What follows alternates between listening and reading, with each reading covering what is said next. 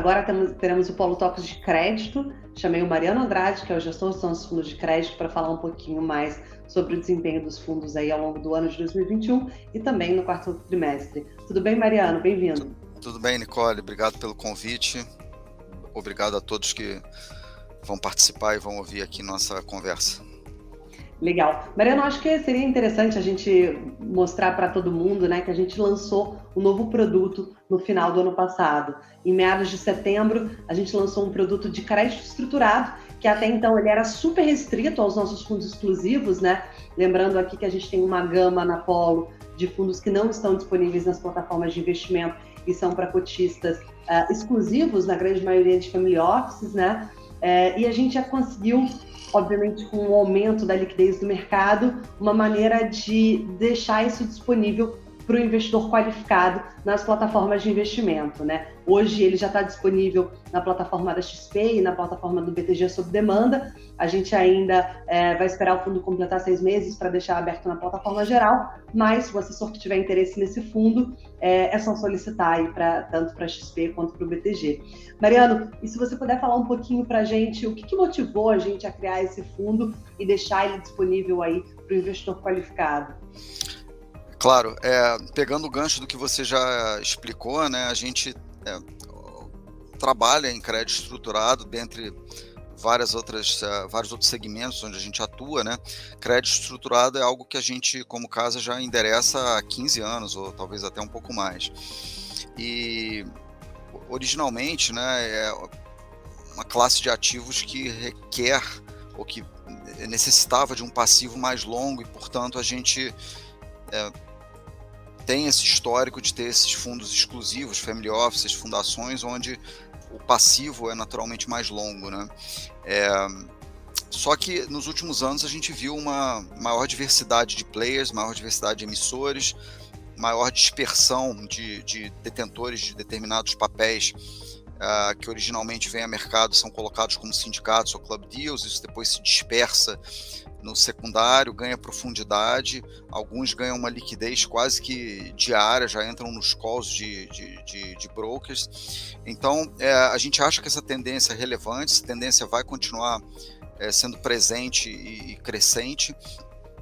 E então, na verdade, a gente entende, como você antecipou, que é possível oferecer uma parte do que a gente faz na seara um pouco menos líquida sob a roupagem de um fundo condominial, e a gente não precisa desse duration todo do passivo para endereçar um subconjunto da parte de crédito estruturado. Legal. E o que vai ser o foco das operações do fundo? Também, obviamente, falando um pouquinho de rentabilidade e volatilidade aí para o nosso cotista. Enfim, é de se esperar que os fundos exclusivos, como a gente falou algumas vezes, que tem um passivo mais longo, eles vão endereçar um espectro maior, porque eles podem pegar ativos onde a gente não vislumbra uma liquidez no secundário, né? Então, se a gente pegar os papéis estruturados, a gente poderia dividir em operações que vêm a mercado em sindicatos que já nascem razoavelmente pulverizados, né? Muitas vezes 8, 9, 10 assets participam. Então, há uma base de compradores naturais para esse papel no secundário, são casos que já seguem esse crédito como uma posição de suas carteiras, né? Então tem o dever de fidúcia de monitorar esses créditos. Tem deals que vêm a mercado no que a gente chama de club deals, que são sindicatos mais restritos, 2, 3 casas que fazem a operação. Isso daí pode depois ser pulverizado ou não, mas você tem uma base na partida menor de compradores naturais.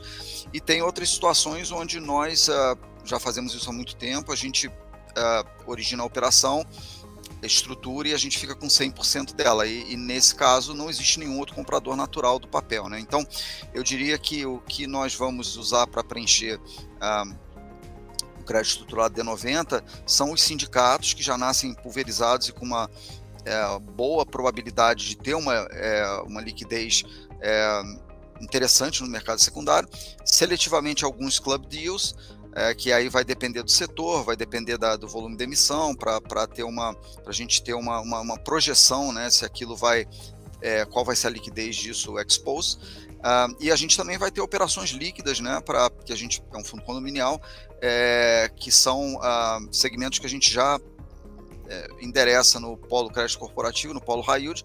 A gente não vai ter bonds nesse fundo, mas o mercado líquido também muitas vezes dá oportunidades de taxa e a gente vai usar isso para compor a carteira do D90 também. Eu diria que o cotista pode esperar que entre 70% e 90% do fundo, em condições normais, vai estar investido em crédito estruturado e o restante em operações mais líquidas. Legal, então a gente vai pegar um pouco da nossa expertise em crédito estruturado, que a gente já oferecia aí para os nossos cotistas exclusivos, e também a experiência que a gente tem nos fundos mais líquidos, né, como o polo crédito corporativo, para captar algumas assimetrias. Né? Acabei não falando de rentabilidade, né, que foi outro ponto que você colocou. Só para dar um panorama para o nosso cliente, né? Os fundos exclusivos em 2021, tudo bem, tem uma pequena variação de fundo para fundo por questões de mandato e enfim, mas um número representativo da performance que nós entregamos para os cotistas foi CDI mais 5,5 líquido para o ano de 2021. Aí a gente obviamente captura um prêmio de liquidez maior pelo que eu falei dos deals que não vão contar com uma liquidez pronta no secundário, né? Club deals e deals 100% polo. Mas no D90 a gente espera entregar um retorno, uma rentabilidade base de CDI mais 3,5 líquido. E dependendo da janela, se a gente tiver oportunidade de ganho de capital, tiver a felicidade de pegar papéis que apresentem um fechamento de taxa, a gente pode buscar 4% ou até superar 4% de spread sobre o CDI. Você está tímido aí, Mariana, quando você me falou, você falou em CDI mais 3,5 e 4,5, hein? Mas, bom, melhor a gente deixar as expectativas baixas e a gente acabar entregando um alfa superior, né? Como a gente faz nos fundos de crédito exclusivo aí há bastante tempo, desde 2005, né? Legal, Mariana, eu acho que agora a gente pode falar do PORD, né? O PORD teve um final de ano que acabou a cota de mercado ajudando bastante, né? Finalmente, os fundos imobiliários de papel, né, de recebíveis, acabaram descolando um pouco e voltando à realidade que a gente está vendo desse fluxo indo para toda a indústria de crédito, né? E a gente conseguiu ter um ano acumulado de uma distribuição bastante favorável, né? A gente entregou R$ 12,24 por cota.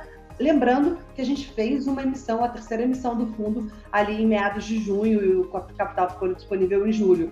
Então foi, na minha opinião, uma distribuição bastante favorável, visto o risco do fundo, que, novamente, aqui é sempre importante a gente ajustar a questão de risco-retorno. Esse fundo não é um fundo high yield, só para botar aqui novamente e deixar isso bem claro, né? Com o risco de parecer um disco arranhado, né, para a galera um pouco mais velha, né, que pegou os discos de vinil, a gente sempre fala que a nossa intenção é entregar uma rentabilidade high yield com risco high grade, né? A gente já falou isso repetidas vezes em Polo Talks, em cartas, então não vale a pena aqui repetir, mas ou detalhar, né? Repetir detalhadamente, mas eu acho que o que você falou do mercado, né, no final do ano, das cotas, ontem teve uma reportagem no Valor sobre os FIIs de papel, né, sobre os FIIs em geral, mas fala dos FIIs de papel. A gente escreveu isso na carta de agosto, setembro, comparando o dividend yield dos fundos de CRI com outras oportunidades de renda fixa e outros segmentos da indústria de fundos imobiliários, e a gente fazia o ponto ali que a gente achava que os preços estavam na seara de fundos de CRI, mais pronunciadamente, os preços estavam bem amassados, né? A gente também descreve em alguma das cartas, talvez julho ou agosto, que houve o primeiro impacto do primeiro pacote que o Paulo Guedes anunciou, onde as distribuições seriam tributadas, e quando isso voltou atrás, veio o início do movimento de abertura das curvas e os fundos acabaram não recuperando, né? Alguns caíram de uma forma muito expressiva, né, e ficaram com expectativas de rendimento que a gente advogou lá muito acima de outras oportunidades em renda fixa. Então acho que houve esse rebound aí no final do ano. E em relação ao PORD, né, como você comentou, R$ 12,24, dado que a gente teve uma emissão relevante, né, de 175 milhões aproximadamente, quase dobramos o PL do fundo em junho, né, com capital disponível em julho, eu acho que um fator importante para a gente conseguir obter esse resultado final foi o fato de que a gente preencheu esse capital em 2 meses e meio, grosso modo, né? Então, essa diluição acabou sendo muito pequena e ajudou a gente a postar esse resultado no ano fechado. Legal, Mariano. E acho que vale também a gente falar, na nossa carta de novembro, a gente comentou que a gente vinha vendendo algumas operações para liquidar outras, para aumentar o carrego do fundo, né? Porque lembrando, o dinheiro da terceira emissão a gente já investiu todo em curto prazo de tempo, como você comentou, mas obviamente sempre tem operações que acabam ou seja pré-pagando, ou então outras que a gente opta por vender porque já apresentaram um movimento de fechamento aí de taxa, né? Isso. Na verdade, esse movimento de reshuffling da carteira, ele aconteceu já com a gente fully invested, né? A gente completou esse ciclo em 2 meses e meio, e esse movimento de troca de ativos, realização de algumas posições e investimento em novos papéis, seja no secundário ou no primário, que a gente pode falar, aconteceu em novembro e dezembro, né? Mas sim, a gente tinha comprado alguns papéis com deságio, né, de PU no auge da pandemia em 2020, carregamos esses papéis e entendemos que o nosso pipeline tinha oportunidades de taxa mais interessantes e a gente foi vendendo. A gente vendeu CRI Elbor, cuja curva CDI mais 1,5, esse papel a gente comprou com deságio. Vendemos o CRI Iven, cuja curva é CDI mais 3, vendemos debênture de Trisul, cuja curva é CDI mais 3,2, alguns deles realizamos ganho de capital. Tivemos também pré-pagamento do CRI Telos, onde a gente, o fundo obteve o pênalti pré-pagamento, enfim, a gente comentou individualmente esses casos nas diversas cartas, e em novembro a gente comprou uma posição adicional do CRI Coteminas, que foi uma posição que a gente participou no primário, aumentamos no secundário a IPCA mais 8, e em dezembro nós liquidamos 3 operações CDI+, que estão descritas na carta, né, a Arena MRV, um novo CRI na Confrio, que é uma companhia que a gente conhece muito bem, e a segunda emissão pro soluto da Direcional, todas elas CDI+, e todas elas com taxas maiores do que as curvas dos papéis que nós vendemos fazendo esse movimento. Esse movimento ainda não impactou as distribuições, né, porque ele é muito recente, mas a gente entende que vai ser benéfico para o fundo. Legal, Mariano. E olhando agora um pouco o overview, né, do ano, você acha que teve algum grande destaque que vale a pena a gente comentar de performance, ou você já quer logo focar no ano de 2022 e falar das perspectivas para o fundo?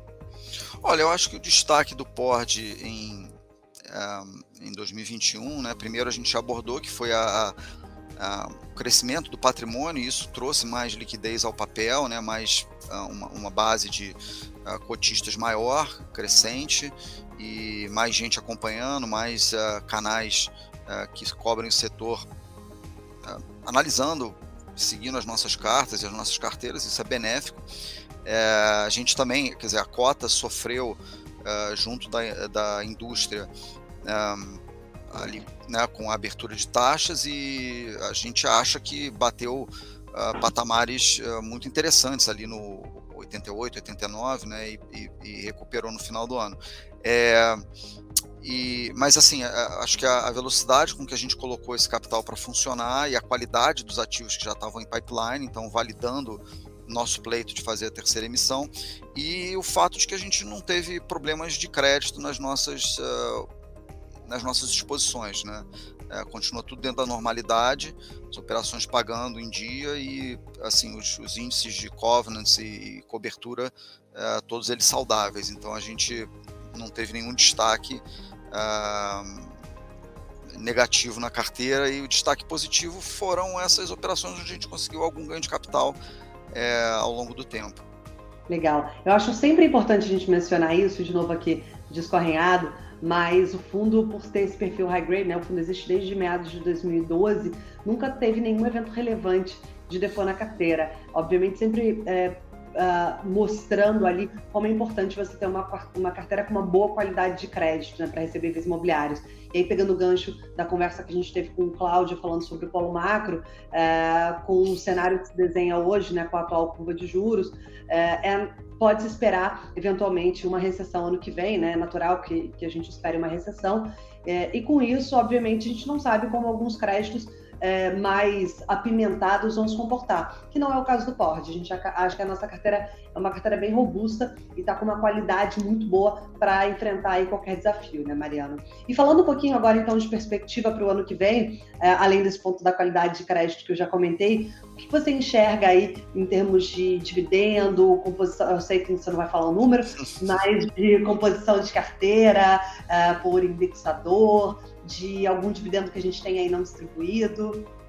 Então, os movimentos de dezembro, eles levaram a nossa pizza de indexador, de alocação por indexador, de 18% do patrimônio líquido em CDI para 23%. E a gente acha que essa diversificação é interessante, a gente já falou isso também em muitas outras oportunidades, especialmente num cenário onde você pode ter um arrefecimento importante da inflação, seja por demanda, seja por energia elétrica, enfim, há vários fatores aí que cabem mais ao comentário do polo macro do que a gente discorrer sobre eles aqui, mas então eu acho que essa diversificação para o cotista é importante porque a gente apresenta essa diversificação e a gente tem uma exposição em GPM, em PCA, em CDI, em pré e também em FIIs, né? Primordialmente o LFTT11, o LOFT. E aí quando você fala de dividendos, né, a gente endereçou isso na nossa carta de novembro, a gente tem resultado de algumas renegociações de papel que ocorreram por violação de covenants em 2020, e o fluxo do papel foi renegociado para se adequar à nova realidade de fluxo de caixa de alguns negócios que foram afetados. A gente entende novamente que o crédito é absolutamente rígido e bom, mas você teve que estender o duration desses papéis, e a gente também teve naturalmente novas alocações que a gente fez com o novo capital levantado na terceira emissão. Então, na verdade, você criou por esses dois efeitos alguma carência, alguma extensão de duration nas amortizações, e para o cômputo do dividendo ou da distribuição, ou do resultado caixa que vai, né, ser distribuído ao cotista, a gente acabou matematicamente tendo uma inflação acruada no preço, que ela está refletida no valor patrimonial da cota, mas que não foi distribuída ao longo de 2021. E esses efeitos vão, essas carências, essa matemática se reverte agora em 2022, começa a reverter, então a gente tem mais de R$2 por cota do Pord, em inflação que está representada no valor patrimonial, mas que ainda não foi distribuída pelo efeito matemático do caixa, como eu descrevi. Então, a gente vai realizar isso à medida que os papéis amortizem ou que a gente tenha a oportunidade de vendê-los no secundário, a curva ou mais fechado do que curva.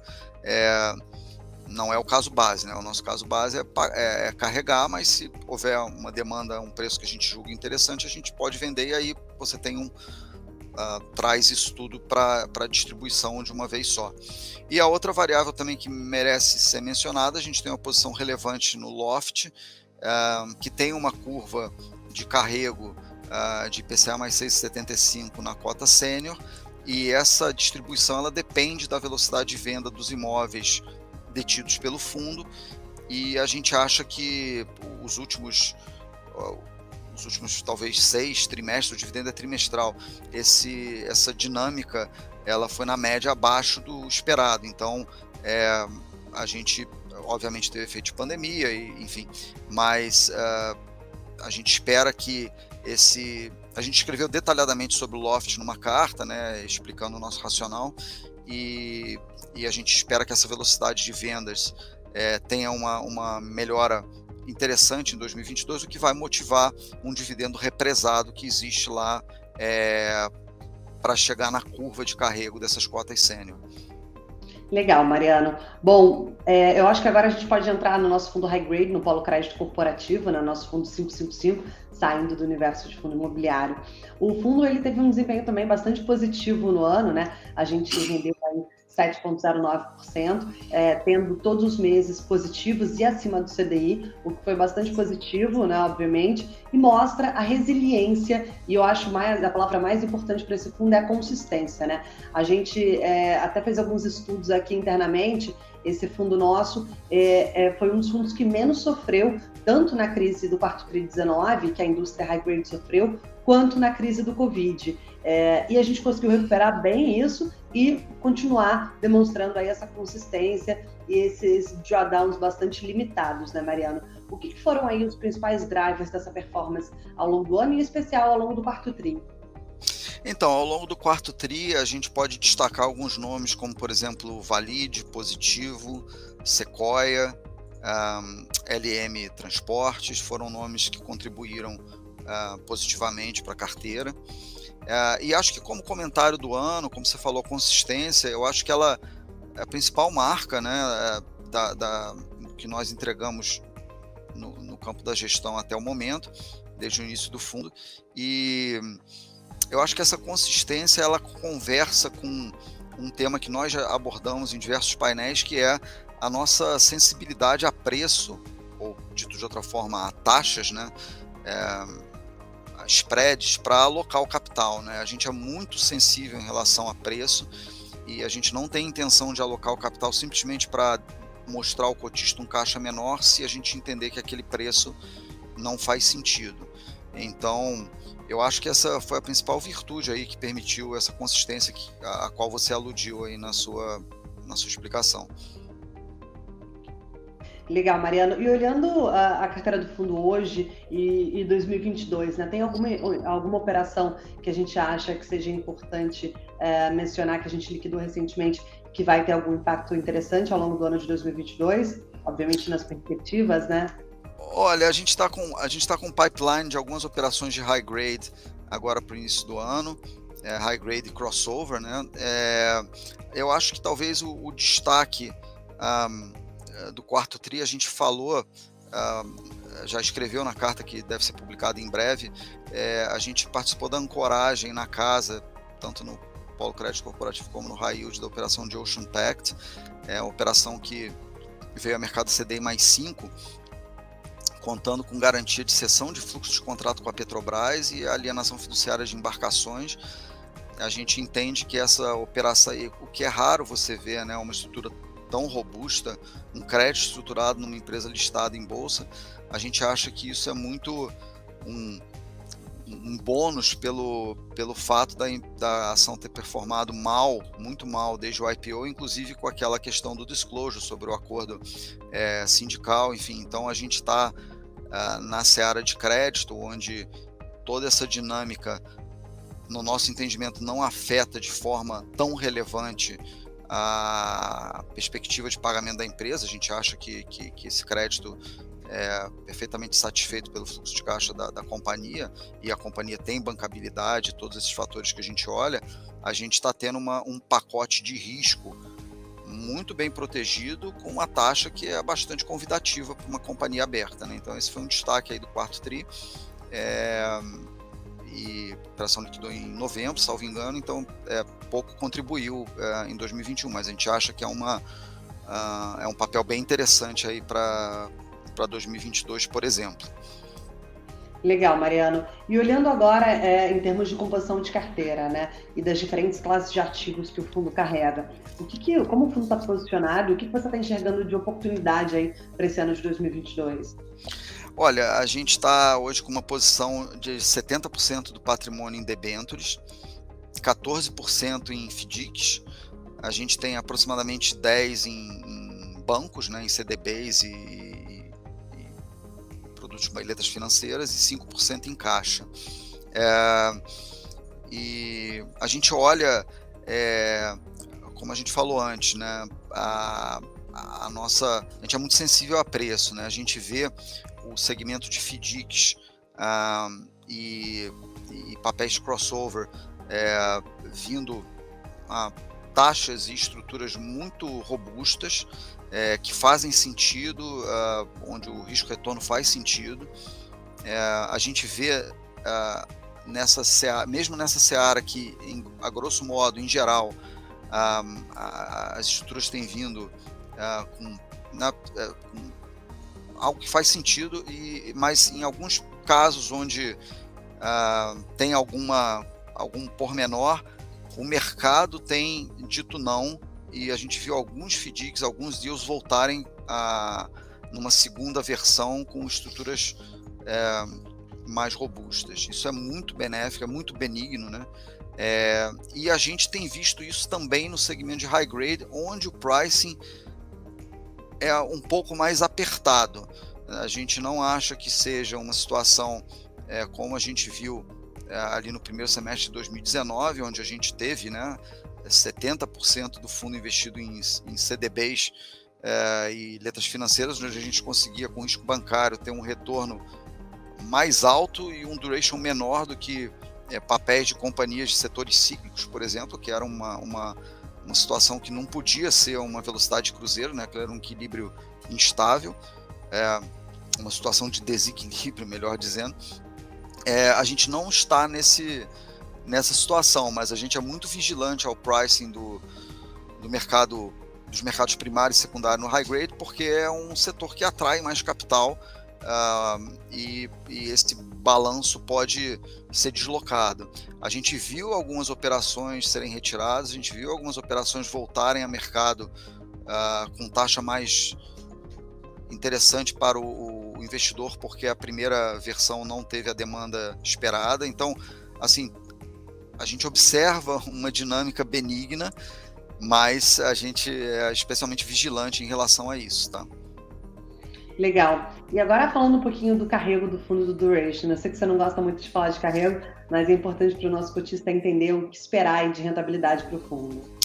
Assim, não é que a gente não gosta de falar, porque é uma foto que pode mudar a qualquer dia, né? E se a gente compra um papel mais gordo, se a gente realiza um papel mais gordo com ganho de capital, isso vai trazer um resultado pontual na cota, mas diminui no D+1 o carrego. Mas a gente tem rodado o fundo, acho que sistematicamente aí com carrego esse ano que passou, igual ou superior a CDI mais 2,5, a gente por hora está rodando a CDI mais 2,60 e pouquinhos, e a gente está na carteira hoje com duration de 2,15 anos. Legal, só um comentário aqui, quando a gente falou do fundo de 90, né, de uma expectativa aí de retorno de CDI mais 3,5 ou 4,5, a gente falou de retorno líquido. Aqui, quando a gente está falando do carrego do fundo, a gente está falando da taxa média das operações do fundo, que é uma taxa bruta, ou seja, tem que ser descontada a taxa de administração do fundo, tá? E com relação ao duration, só um último comentário, esse é o duration relativamente curto para um fundo de crédito, né, Mariano? Principalmente high grade. Isso. E a gente opta por fazê-lo dessa maneira para evitar correr alguns riscos de abertura de taxa, na nossa opinião, que acabam fugindo do escopo do fundo, né? A gente acha que, até pegando um pouco da discussão macro, né, a gente acha que com o mercado encontrando um patamar de juros e, naturalmente, com essa premissa sendo atingida, a vol da estrutura a termo caindo, a gente consegue ter a oportunidade de alongar o duration do fundo, lembrando que um dos atributos do mandato do Polo Crédito Corporativo é buscar uma volatilidade baixa, que a gente conseguiu entregar até agora. Então, não é o papel do fundo ficar na frente desse tipo de movimento, a gente precisa de uma maior estabilidade, né? uma menor incerteza para a gente conseguir alongar o duration. Legal. Agora, para a gente falar um pouquinho do nosso último fundo líquido da casa, o Polo High Yield, né? Nosso fundo que é um pouco mais volátil, na verdade, bem mais volátil, que investe no universo offshore também, né? Nos bonds de companhias da América Latina. A gente acabou, enfim, tendo um ano bem difícil, né? Na verdade, um primeiro semestre difícil para o fundo, a gente conseguiu recuperar aí ao longo do segundo semestre e tivemos aí 120% do CDI de rentabilidade, obviamente abaixo do que a gente pretende entregar, mas diria que foi pelo ano difícil que se apresentou em bonds, acabou sendo um desempenho positivo, né, Mariano? O que foram aí, enfim, olhando em específico o quarto TRI, que foi um TRI bastante positivo para o fundo, os principais drivers de retorno? Eu lembro que em conversas que a gente teve one-on-one com alguns investidores, né, e alguns clientes prospectivos para o high yield, ali depois do primeiro trimestre, que foi um trimestre difícil, onde a gente teve um bond que nos custou bastante performance, a gente conversou com alguns cotistas em particular e o pessoal sempre pergunta expectativas. Eu me lembro de ter falado, olha, a gente vai terminar esse ano superando o CDI. Felizmente a gente conseguiu entregar, né? Então teve uma boa recuperação. Claro que é um resultado aquém do que a gente espera como longo prazo para o fundo, mas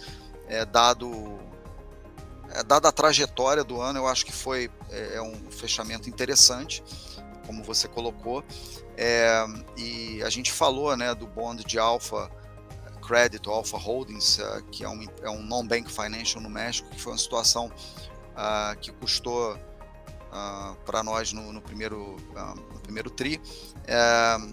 A gente entregou ali entre 150 e 200 bases de performance, e eu acho que também o que nós falamos em outras ocasiões é que o fundo ele está dimensionado para a gente entregar CDI pelo carrego se a gente tiver dois eventos contrários de crédito. Talvez não nessa magnitude de alfa, mas a gente conseguiu, nesse estado da natureza, onde a gente teve um evento contrário, entregar um retorno acima do CDI. Então, o dimensionamento sizing, a construção de carteira está, pelo menos esse objetivo foi cumprido com a construção que a gente botou no fundo, né?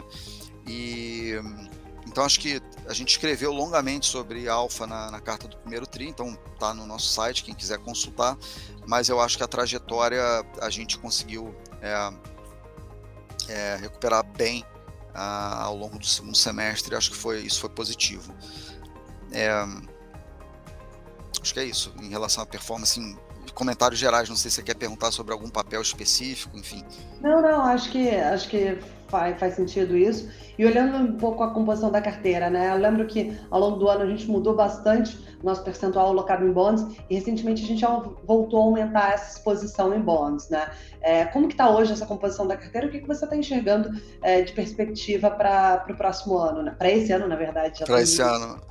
Pois é, eu acho que a composição do nosso resultado, que assim, talvez eu não tenha abordado, a gente conseguiu ficar flat no ano aproximadamente em bonds, o que, dado o evento que a gente teve em alfa e também a dinâmica de juros e dinâmica, expectativas em relação à Fed e tudo isso, eu acho que foi um resultado razoável, né? Só pegar os 5 anos, que é o juro que a gente usa para a maioria dos bonds, que a gente olha, abriu no ano de 0,5% ao ano para 1,4%. Tudo bem, é um nível muito baixo, mas é uma abertura relevante, dado o nível onde se encontra. E a gente aumentou de fato ultimamente a carteira de bonds. A gente está hoje com 46% do fundo em crédito local, high yield, 37% em bonds, alguma coisa em risco ARB, que é uma posição que a gente está desmontando, e um caixa aí da ordem de 15%. A gente fez esse movimento recente de incremento em bonds em algumas companhias argentinas, e acho que o racional que a gente pode... o racional que embasa isso, né, a gente está vendo um cenário muito mais benigno em termos de tarifas, negócios regulados, né, que a maioria dos bonds das companhias argentinas, os setores são setores que têm algum tipo de regulação. Então, o ambiente de reajuste tarifário está muito mais amigável às companhias do que foi em 2020, onde a Argentina teve um tratamento de lockdown fora da curva, né? Foi o país com um lockdown, se não o maior, com o mais longo, ou algum dos mais longos, e houve, né, a ingerência política sobre questões de reajuste de telecom, de energia elétrica, enfim, de vários serviços públicos, e esse ano o reporte que a gente tem das diversas companhias é que o que foi perdido em 2020 está perdido, mas está havendo a reposição inflacionária normalmente e vida que segue. Então a gente pode olhar essas companhias para frente e assumir que as margens não serão afetadas com alta probabilidade que isso aconteça, não serão afetadas por algum tipo de interferência política. Então, quando a gente olha, por exemplo, Pampa é um bond que vence em 2023 e a companhia está rodando com um leverage de dívida líquida EBITDA de 1,4 vezes, que é um leverage muito baixo, é uma empresa que tem trânsito no mercado de capitais para emitir bonds mais longos, se for o caso, já fez isso no passado, e a gente está recebendo nesse papel algo como dólar mais 9,5. Então é uma taxa bastante interessante. E há outras situações também, Telecom Argentina, IRSA, e a gente aumentou essa exposição, principalmente em papéis curtos. Legal. E isso acabou aumentando o carrego do fundo? Como está o carrego e o duration do fundo hoje? Aumentou, né? A gente está rodando hoje com um carrego de CDI mais 4,5, né? Lembrando aos clientes que a gente faz o hedge cambial, né? Na parte externa a gente carrega bonds que são ativos em dólar, denominados em dólar, e a gente faz o hedge vendendo futuro ou forward ou algum instrumento que zere a exposição cambial do fundo, né? E a gente captura o diferencial de taxa do contrato para a taxa dos Estados Unidos, né? Então hoje a gente está com esse carrego de CDI mais 4,5 e com duration de 2,3, o que é relativamente baixo, né? Pelo efeito que eu comentei da gente estar concentrando nesses bonds curtos de Argentina, onde a gente tem uma visibilidade, onde a incerteza é menor em relação a interferências políticas do que se você pegar um bond mais longo, você tem mais tempo para eventuais flutuações do humor da interface política. Não é o caso nos mais curtos. Legal. Ótimo, Mariano. Bom, super obrigada. Foi ótimo rever aí sobre todos os nossos produtos de crédito, conhecer também um pouquinho do nosso novo fundo do DD90. Em breve aí, com 6 meses de divulgação, o Cuita vai poder ver a nossa cota, na verdade, ver a nossa performance. Bom, muito obrigada a vocês que estão nos ouvindo agora e até a próxima. Obrigada, Mariano. Obrigado, um abraço a todos.